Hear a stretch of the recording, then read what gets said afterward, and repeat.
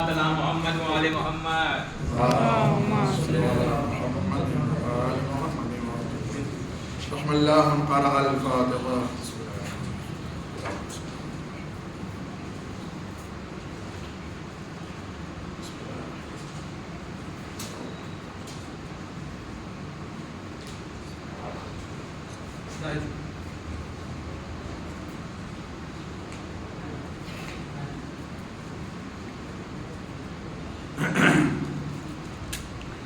لا حول ولا قوة إلا بالله العلي العظيم. حسبنا الله ونعم الوكيل، نعم المولى ونعم النصير.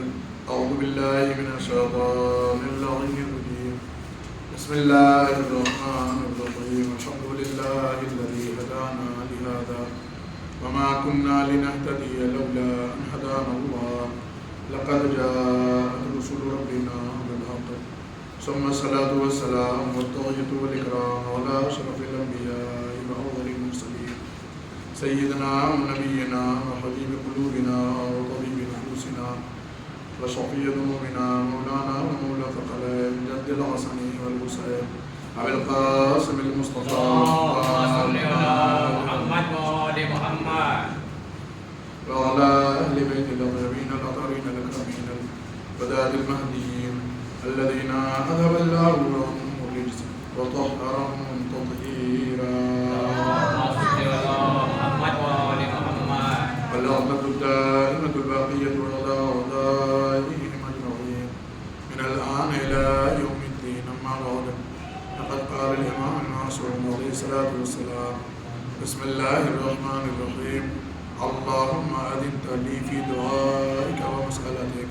صلوات الشرف. اللهم صل على محمد وآل محمد. التماس ایک بار سورہ ہم 3 بار سورہ توحید کی طرف فرما کر مرحوم میر فضل علی ابن میر عباس علی، خیر النساء بیگم مرحومہ بنت میر صادق علی، میر مہدی علی اور میر محمود علی ابن میر فضل علی اور آئمہ بیگم مرحومہ بنت میر حمزہ حسین صاحب گروہ کو رسالہ فرما.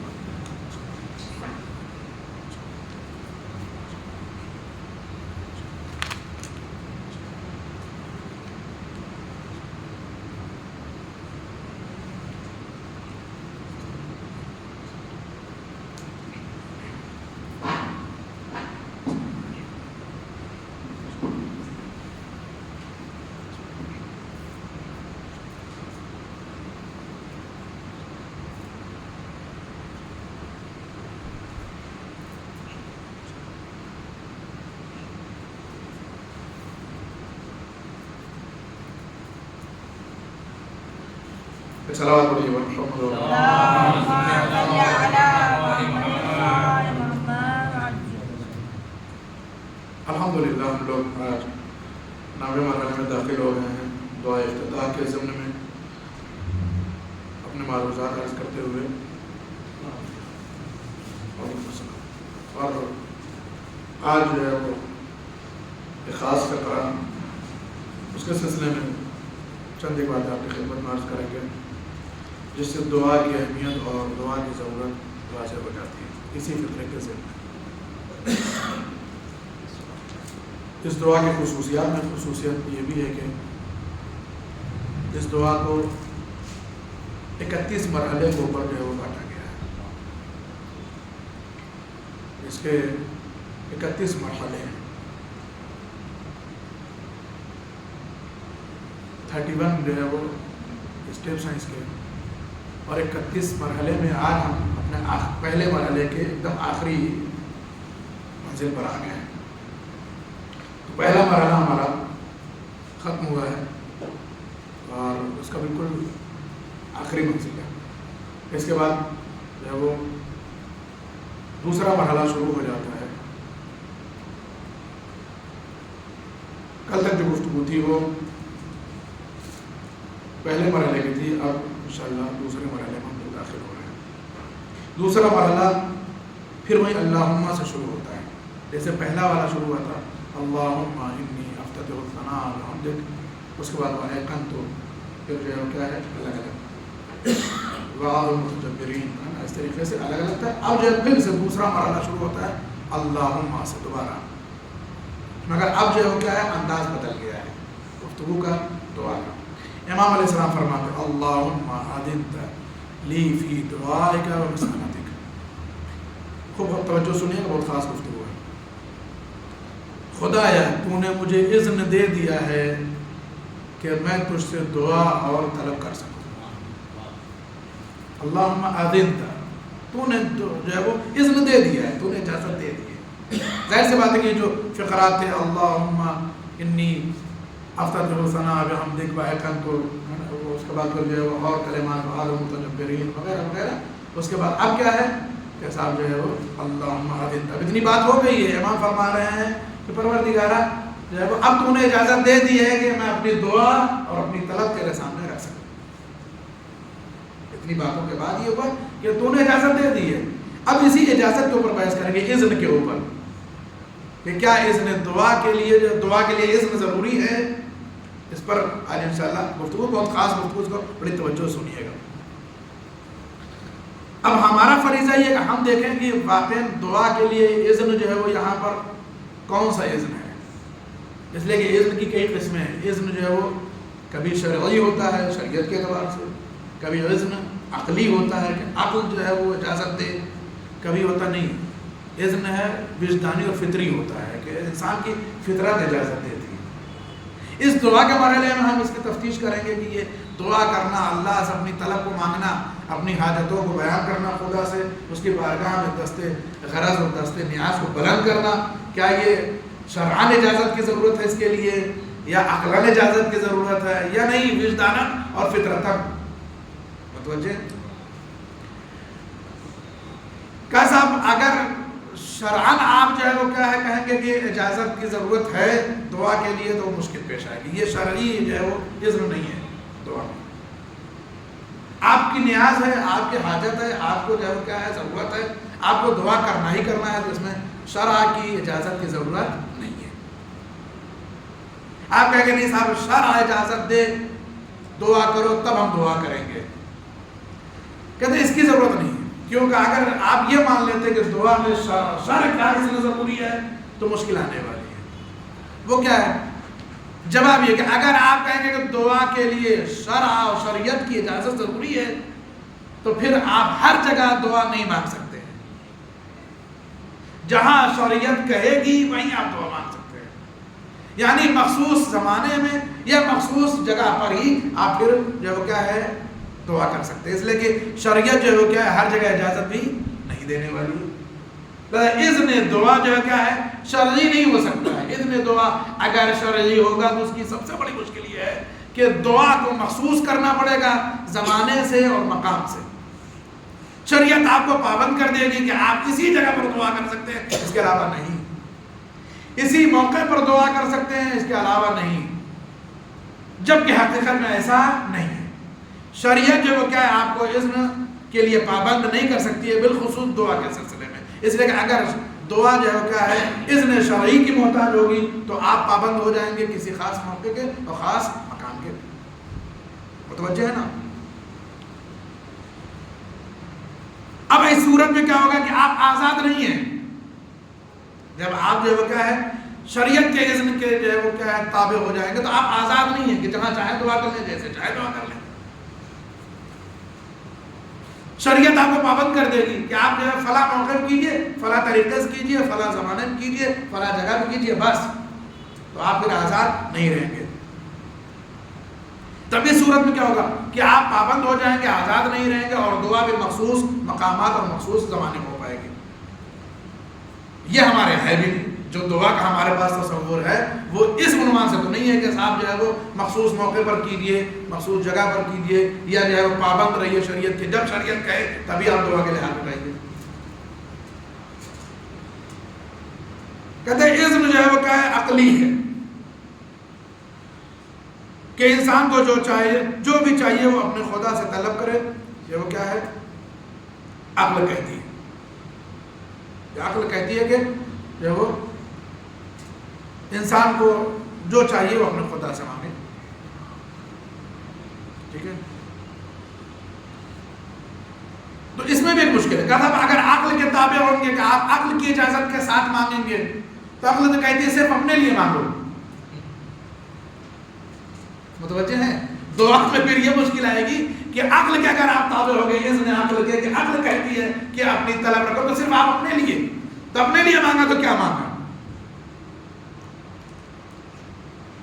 یا مثلا جو ہے وہ کیا ہے، بعض دفعہ ہوتا کیا ہے کہ عقل آدمی کی جو ہے وہ کیا ہے صحیح فیصلہ نہیں کر پاتی، عقلی تو ہے، عقلی تو ہے. بعض دفعہ جو ہے وہ ایک آدمی کی عقل بہت زیادہ ہے، اس کا مطلب وہ تو بہت زیادہ اللہ سے مانگے گا. ایک آدمی کے پاس اللہ نے کم عقل دی ہے تو پھر وہ اپنے کم عقلی کے اعتبار سے مانگے گا. تو یہ بھی ایک مشکل ہے کہ جو ہے وہ صاحب جو ہے وہ عقل صحیح کام کر رہی نہیں کر رہی ہے نا، پھر اپنے لیے صرف مانگے گی، جبکہ دعا کے لیے کہا گیا کہ اپنوں سے پہلے دوسروں کے لیے مانگو. تو عقلی بھی اگر اس میں آپ مانیں گے تو یہ ایک مشکل ہے کہ صاحب اس میں دعا جو ہے کیا ہے عقلی نہیں ہو سکتا، اس لیے کہ عقل کیا ہے کم زیادہ ہوتی ہے آدمی کی.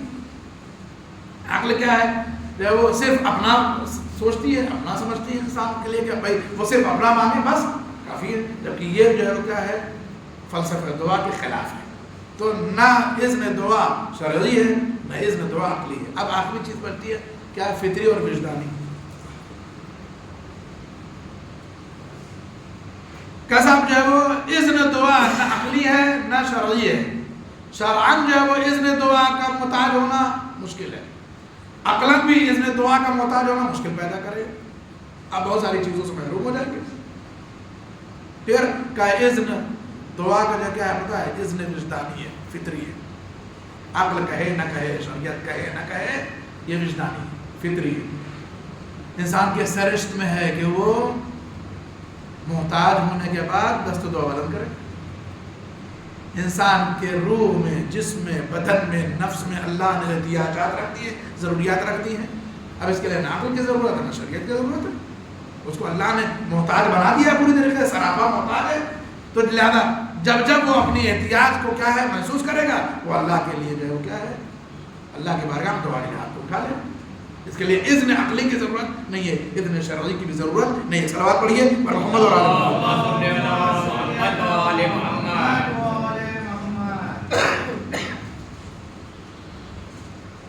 ایسے بہت سارے مورد ہیں کہ جہاں جو ہے وہ ہوتا ہے کہ اذن جو ہے وہ شرعی بھی ہے، انسان خود محسوس کرتا ہے، عقلی بھی ہو جائے اور فطری بھی ہو جائے. ایک ہی موقع ایسا آ جائے کہ جہاں اذن شرعی بھی ہو، عقلی بھی ہو اور فطری بھی ہو. مثلا غور سے سنیے، ایک مثال کے ذریعے سے اور واضح کر دیں کہ ایک ایسا موقع آ گیا کہ جہاں یہ جو ہے وہ عقل کہتی ہے کہ اس کام کو کرو، یہ شرعاً بھی ہے، یہ عقلاً بھی ہے اور یہ فطرتاً بھی ہے. کب کہا، جب جو ہے وہ ایک مثلا ایک تشنہ لب انسان گرمی کے موسم میں صحرا میں جو ہے وہ کیا ہے اکیلا بیچارہ پھنس جائے، شدت عطش سے کیا ہے جاں بلک ہونے لگے، یعنی اگر تھوڑی دیر پانی اور نہ ملے تو مر جائے گا. اتنا پیاسا ہے کہ تھوڑی دیر پانی نہ ملے صحرا میں کہیں تو کیا کرے گا، دم توڑ دے گا. بہت زیادہ پیاسا ہے ایک انسان صحرا میں تنہا ہے بیچارہ. صحرا میں ظاہر سی بات ہے کہ دور دور تک پانی کا امکان نہیں، لیکن اتفاق سے اسے کہیں جو ہے وہ کیا ہے بہترین اور ٹھنڈا پانی جو ہے وہ دکھائی دے جائے.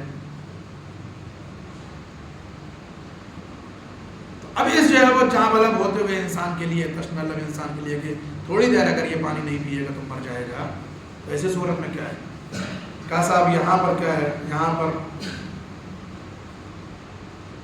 جو ہے وہ ضروری نہیں کہ عقل کہے کہ پانی پیو تبھی پیے گا، ضروری نہیں کہ شریعت سے پوچھے کہ آپ پانی پیے کہ نہ پیے، یا جو ہے وہ صرف فطرت کی طرف توجہ دے. یعنی یہاں تینوں کی احتیاط ہے، تینوں کا اذن ہے. شریعت بھی کہتی ہے کہ پانی میں ٹوٹ پڑو، بچنا ہے. عقل بھی کہتی ہے پانی میں گر پڑو، فطرت بھی کہتی ہے پانی میں ٹوٹ پڑو، پی لو. ایک مورد ہے کہ جہاں تینوں جو ہے وہ کیا ہے اذن دے رہے ہیں، شرعاً بھی، عقلاً بھی، فطرتاً، تینوں جو ہے کیا ہے حاکم ہے، تینوں اذن دے رہے ہیں کہ جو ہے وہ اگر شریعت کا خیال کرے گا کہ پتہ نہیں شریعت کہتی ہے کہ نہیں کہتی ہے تب تو مر جائے گا. وہ سوچے کہ عقل کہہ رہی ہے کہ نہیں کہہ رہی، تب تک تو اس کا دم نکل جائے گا. پھر کبھی سوچے گا یار فطرت کہتے نہیں، فطرت خود بخود کہہ رہی ہے، عقل بھی کہہ رہی ہے، اور شریعت بھی یہاں پر آپ کو نہیں روکتی ہے. وہاں بھی یہاں پر آپ کو کیا ہے نہ شریعت کی اجازت کی ضرورت ہے نہ عقل کی اجازت کی ضرورت اور نہ ہی وجدان اور فطرت کی اجازت کی ضرورت. پیاسے ہیں پانی دیکھ کے پی لیں گے. یا یہ نہیں ہوگا کہ صاحب عقل کہتی ہے کہ پانی انسان کے لیے اتنا مفید ہے, شریعت کہتی ہے پانی کے یہ جو ہے وہ کیا فائدے ہیں انسان کے لیے, یا ایسا کرنا چاہیے ایسا کرنا چاہیے, ایسا پانی مداخلت کرتی ہے. یا یہ جو ہے وہ انسان کو خطرے سے بچا لیتی ہے, عقل یہ کہے کہ پانی پی لے گا تو بچ جائے گا. نہیں, یہاں تو کچھ کہنے کی ضرورت ہی نہیں, نہ جو ہے عقل کو استعمال کرنے کی ضرورت ہے, نہ جو ہے وہ شریعت کو, نہ آپ کو ٹوٹ پڑنا ہے, نہیں آپ کو عقل روکے گی, نہ شریعت روکے گی, نہ جو ہے وہ کیا ہے وجدان روکے گی. لیکن یہاں پر یہ انتظار نہیں کر سکتے دیکھیں شریعت کی اجازت ہے کہ نہیں ہے.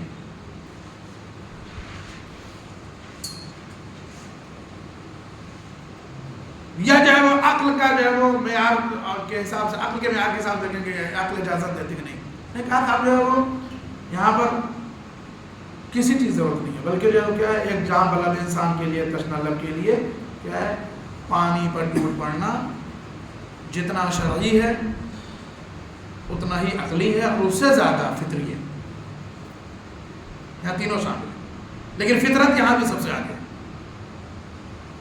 آپ شریعت سبب مجھے پینا کہ نہیں پینا ہے, آپ عقل استعمال نہیں کیجئے کہ پانی کتنا فائدہ مند ہے آپ کے لیے. فطرت کہتی ہے کہ شریعت اور عقل تو ہے ہی ہے, فطرت اس سے پہلے کہتی ہے کہ پانی میں گر جاؤ جان بچاؤ.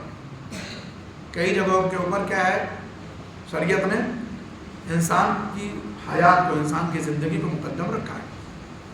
کہا صاحب یہی رمضان چل رہا ہے, مثلا ایک صاحب جو ہے وہ بہت بھوکے ہیں, سحری بہت مختصر کیا, یہ نہیں کر پائے, روزہ رکھ لیے. اب جو ہے وہ افطاری کی مہک آ رہی ہے کانوں ناک میں, نماز ہو رہی ہے. اب بیچارے کا ذہن جو ہے وہ افطاری کی طرف لگا ہوا ہے کہ کیسے جو ہے مولانا جلدی سے ختم کریں, افطاری کریں, یا فرادہ پڑھنے کی نیت کر رہا ہے کہ فرادہ پڑھنے آتے ہیں جلدی سے آج جماعت چھوڑ دیتے ہیں. مسئلہ بھوک بہت انسانی تو ہے, 14-15 گھنٹے مثلا جو ہے وہ بغیر سحری کا سلام ہے, آدمی پریشان ہے.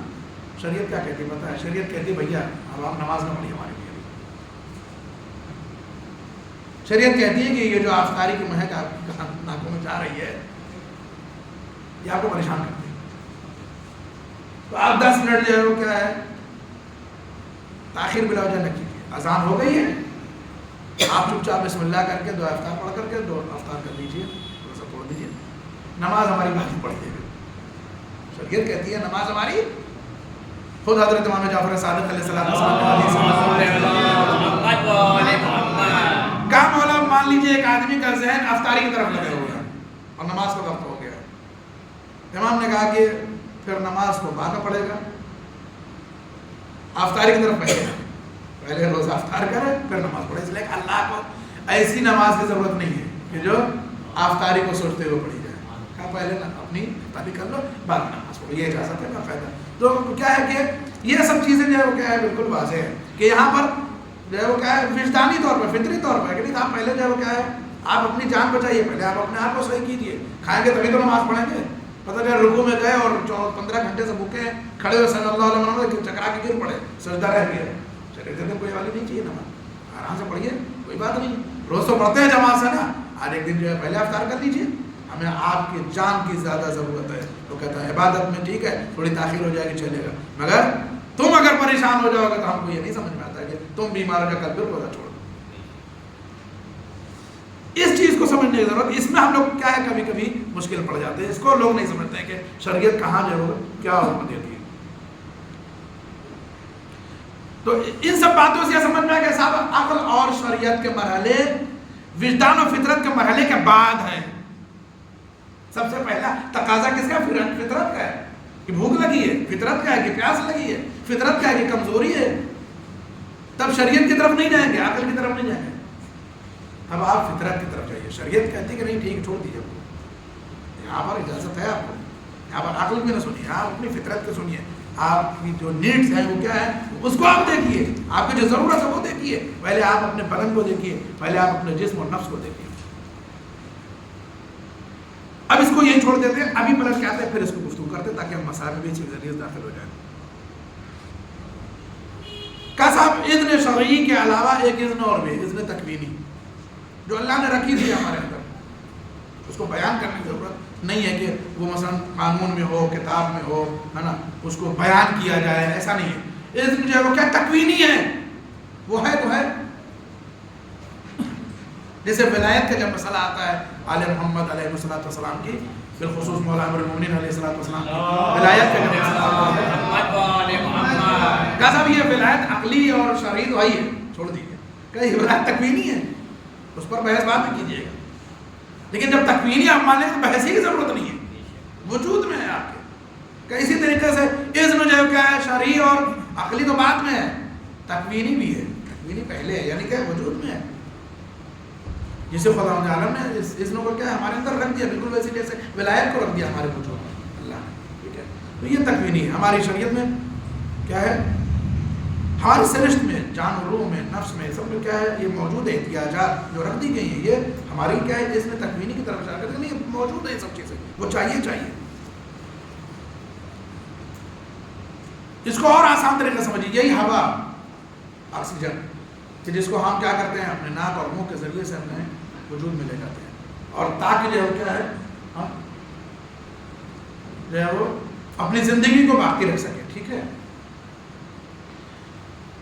ناک اور منہ کے ذریعے سے کھینچتے ہیں، اور تھوڑی دیر کے لیے جو ہے وہ مان لیجیے، فرض کر لیجیے کہ اگر جو ہے وہ یہ سانس جو ہے وہ کیا باہر کو رک جائے، کبھی کبھی ایسا ہوتا ہے نا کہ آپ کو لگتا ہے کہ یار جیسے سانس جو باہر گئی تو اندر نہیں آ رہی ہے، رک جاتی ہے، آدمی کتنا پسینہ پسینہ ہو جاتا ہے، یا مثلا اندر والی سانس تھوڑی دیر کے لیے باہر نہیں آ رہی تو آدمی کیا ہے پورا پسینہ بھیگ جاتا ہے، کہ آدمی ارے وہاں گھبرا جاتا ہے، کیا ہوا، کہیں کوئی مثلا ہارٹ اٹیک تو نہیں ہو گیا، کہیں کچھ اور بلاکیج تو نہیں ہو گئی، کہیں کچھ اور دقت تو نہیں ہو گئی ہے نا، تو آدمی کیا پریشان ہو جاتا ہے، آنکھ جو ہے وہ پورے وجود سے اس کا پسینہ پسینہ ہو جاتا ہے کہ صاحب اب کیا کریں، باہر سے سانس نہیں آ رہی ہے، اندر سے باہر نہیں جا رہی ہے نا، یہ ایک دشواری ہوتی ہے۔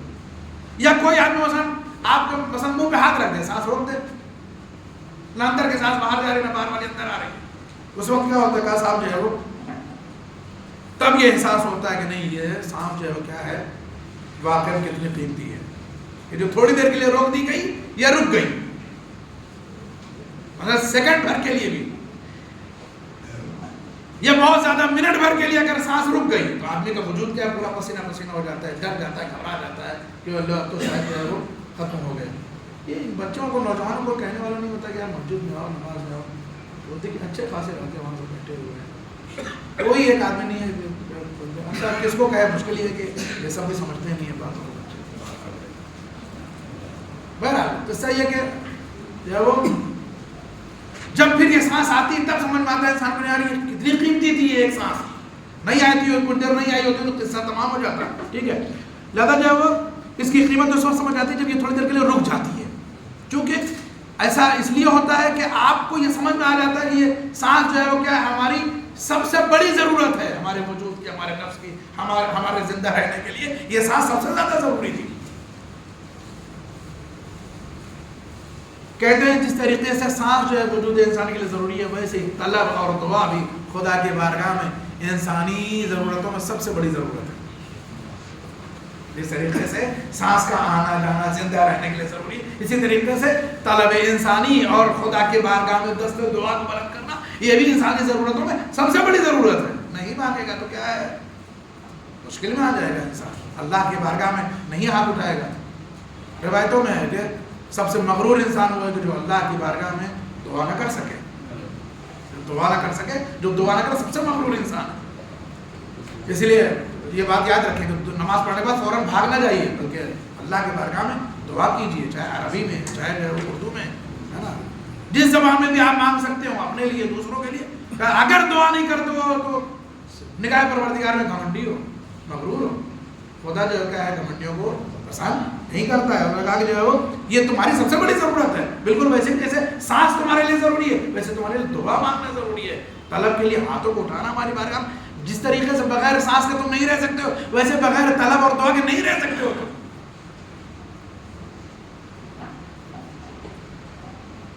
اسی وجہ سے جو ہوگا کہ چونکہ ہماری سب سے بڑی نیاز، ہماری سب سے بڑی احتیاج کیا ہے، وہ وجود کے لیے کیا ہے، ہوا ہے، آکسیجن ہے۔ اسی طریقے سے ہمارے وجود روحانی کے لیے سب سے بڑی احتیاج اور سب سے بڑی ضرورت، سب سے بڑی نیاز ہماری کیا ہے، نیاز مندی اور احتیاج کیا ہے، وہ دعا ہے کہ جس کے ذریعے سے کیا ہے ہم اپنے آپ کو جو ہے کیا باقی رکھ سکتے ہیں، اپنے جسم کو بھی، وجود کو بھی، علیہ السلام، اور جسے کسی بھی حال میں ترک نہیں کیا جانا چاہیے۔ اول بات رہے گی، آئیے مسائل کے نزدیک آ گئے۔ کا صاحب جو ہے وہ عقل و شرع و فطرت کے مرحلے کیا ہیں؟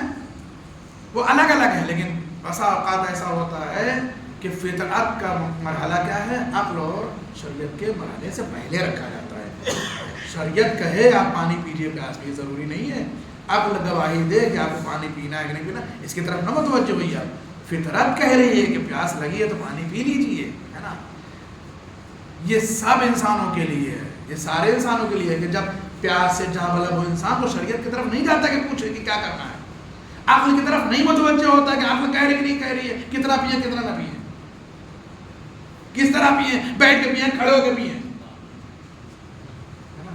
نہیں جہاں بلب مرنے والے پانی میں ٹوٹ جائیے،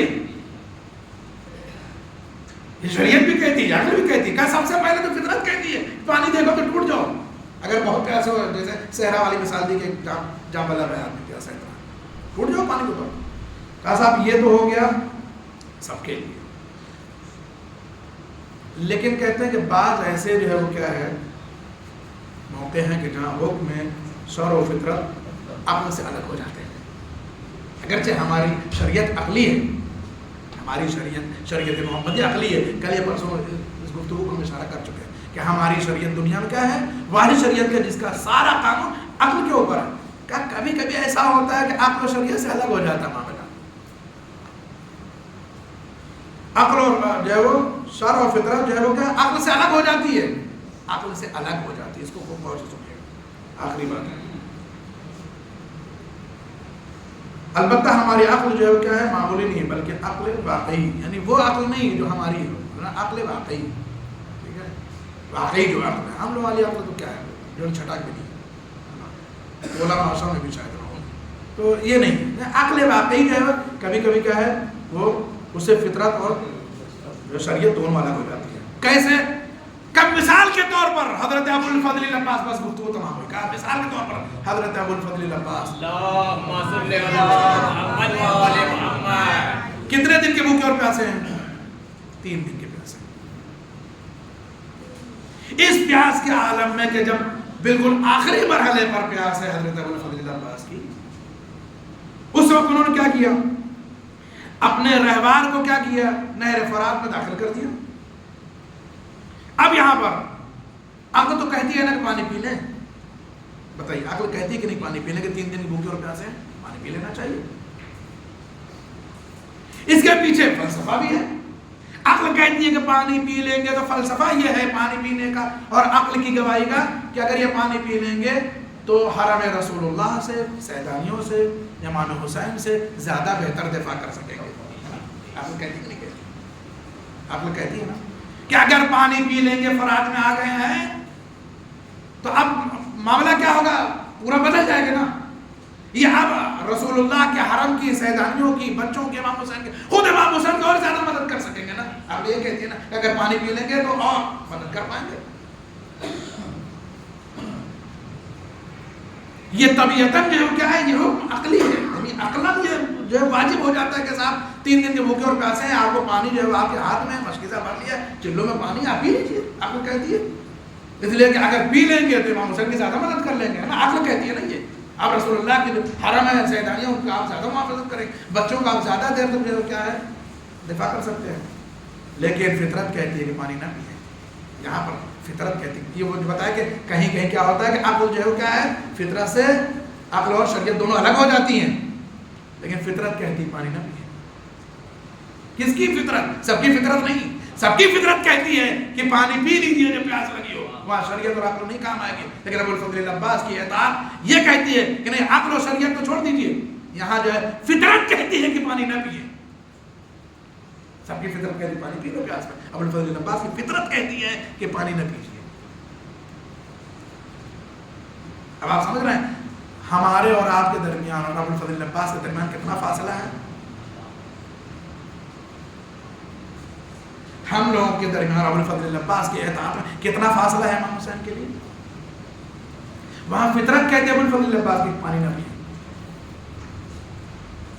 کیوں؟ اس لیے کہ ان کا نفس اور امام حسین کا نفس جو ہے دونوں میں کیا ہے، وہ اتحاد جو پایا جاتا ہے، یگانگی جو پائی جاتی ہے دونوں کی فطرت میں، اگر یہ پانی پی لیں گے عقل کی بنیاد پر تو وہ یگانگی ختم ہو جائے گی. کیوں؟ اس لیے حسین پیاسے ہیں، اس لیے عباس کو یہ منظور نہیں ہے کہ وہ پانی پی لیں، حسین پیاسے رہ جائے. یعنی وہ فطرت میں جو یگانگی جو ہے اتحاد ہے وہ برقرار رہنا چاہیے. ہاں فطرت کے خلاف جا کر کے جو کام کرنا ہے. آپ سوچ سکتے ہیں یہ سننا آسان ہے، پڑھنا آسان ہے، لیکن اس کو عملی طور پر کرنا بہت مشکل ہے. یہ صرف حضرت ابو الفضل عباس کا کمال تھا کہ جنہوں نے عقل و شعر و فطرت سب کو پیچھے کر دیا. کس کے لیے؟ امام حسین کے لیے، کہ جو اتحاد میں جو نفس میں اتحاد پایا جاتا ہے حسین اور حضرت ابو الفضل عباس کے درمیان، اس کو برقرار رکھنا کہ حسین پیاسے ہیں، عباس کیسے پانی پی لیں. لاکھ عقل کہہ رہی ہے، لاکھ فطرت کر کے وہ فطرت کے خلاف جائے. اس لیے کہ اگر یہ پانی پی لیں گے تو حسین کے بچوں کو کیا مت کریں. اسے وعدہ کر کے آئے تھے کہ پانی لے کر کے آئے گے، بس گفتگو تمام ہے اس کو. اللہ اکبر. روایت کہتی ہے حسین ابن علی اپنے بھائی کی آواز سننے کے بعد کمر پہ ہاتھ رکھ لیتے ہیں. اے بھیا تمہاری اس آواز نے ہماری کمر توڑ دی ہے. اے بھیا ہم کیسے تم تک پہنچے. روایت کہتی ہے کچھ دور چلے تھے، ایک بازو ملا، آپ نے اٹھایا، بوسہ لیا، سینے سے لگا لیا. کچھ دور اور چلے، دوسرا بازو ملا، آپ نے اٹھایا، سینے سے لگا لیا.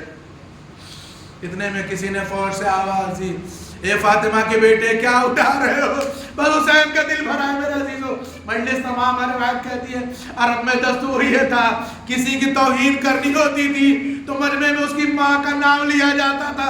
جیسے ہی کسی نے یہ کہا اے فاطمہ کے بیٹے کیا اٹھا رہے ہو، حسین تڑپ گئے. ارے بھیا کی طرف رک کر کے فرمایا اے میرے بھیا عباس، ارے تم نے کیا رنگ سے آواز دی. ارے ظالموں کی ہمت اتنی بڑھ گئی ہے کہ مجمع عام میں میری ماں کا نام لے کر کے مجھ سے خطاب کر رہے ہیں. اے میرے بھیا، ارے تمہارے وجود سے جو آنکھیں کبھی سوتی نہ تھی، اب تمہارے مرنے کے بعد وہ آنکھیں چین سے سوئیں گی. اے میرے بھیا، جو آنکھیں جو تمہارے وجود کی بنیاد پر اطمینان سے سویا کرتی تھی، اب ان آنکھوں میں نیند کا گزر نہیں ہونے. اِنَّا لِلَّهِ وَإِنَّا إِلَيْهِ رَاجِعُونَ. رضا بقضائه وتسليما بأمره وسيعلم الذين ظلموا أي منقلب ينقلبون إليه بحق الظهراء وأبيها وبعلها وبنيها والسر المستودع فيها بعدد عاطفة. پروردگار تجھے واسطہ محمد اور آل محمد ہماری سوگاتوں کو قبول فرما. لہذا شہادت القرار کی جان مالو جس کو قابلوں کی محافظت فرما. اقبال اولیاء کو ذات کے ساتھ محفوظ فرما. علماء اعلام اور علی کرام کی محافظت فرما. جنہوں نے ہم سے دعا کی تمام معبودوں کی دعاؤں کو مستجاب فرما. ہمارے والدین کو صحت و سلامتی عنایت فرما. جن کے والدین اس دنیا سے رخصت ہو ان کی مغفرت فرما. ہمارے مرحومین کے درجات کو بلند فرما. بالخصوص جن مرحومین کے ایصال ثواب کے لیے یہ مجلس برپا کی گئی، اس مجلس کا ثواب کی ارواح کو ایصال فرما. ان سب کے درجات کو بلند فرما. اور تجھے واسطہ محمد اور آل محمد کا جہاں جہاں شان ذکر کر رہا ہے ان کے جان و مال و ایمان و آبرو کی محافظت فرما. عرض فلسطین کو آزاد فرما. بیت المقدس کو آزاد فرما. دشمنان دین اسلام بالخصوص اسرائیل کو اس صفحہ ہستی سے نیست و نابود فرما. معبود تجھے واسطہ محمد اور آل محمد ہم سب کو حج و زیارات کی توفیق عنایت فرما. پروردگارہ قبرستان باقی کی تعمیر مجدد کے راہوں کو ہموار فرما. پروردگارہ تجھے واسطہ محمد اور آل محمد کا ہمارے زمانے کے امام، ہمارے صاحب ولی نعمت، ہمارے مولا اور آقا کے ظہور میں توجیل فرما. ہم سب کو ان کے مخلص قوام انصار میں شمار فرما. ربنا تقبل منا انك انت السميع العليم وتب علينا انك انت التواب الرحيم. التماس ایک بار سورہ ہم 3 بار سورہ اخلاص اقرا فرما کر مرحوم میر فضل علی ابن میر عباس علی، خیر النساء بیگم مرحومہ بنت میر صادق علی، میر مہدی علی اور میر محمود علی ابن میر فضل علی صاحب اور آئمہ بیگم مرحومہ بنت میر حمزہ حسین صاحب کی روح کو ارسال فرما.